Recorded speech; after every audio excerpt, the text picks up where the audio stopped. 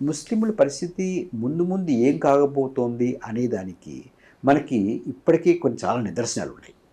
అదేంటో చెప్తాను మీకు. ఇవాళ దేశ చరిత్రలో మొట్టమొదటిసారి కేంద్ర క్యాబినెట్లో ఒక్క ముస్లిం లేరు. ట్రూ. కేంద్ర క్యాబినెట్లోనే కాదు, council of ministers, minister of state, deputy minister, వీళ్ళలో కూడా ఒక్కరు లేరు. అంతేకాదు, భారతీయ జనతా పార్టీ లోక్సభ పక్షంలో ఒక్క ముస్లిం లేరు. భారతీయ జనతా పార్టీ రాజ్యసభ పక్షంలో ఒక్క ముస్లిం లేరు.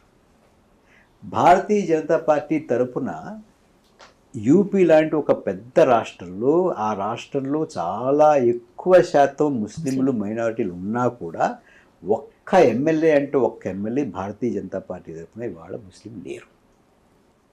గుజరాత్లో లేరు.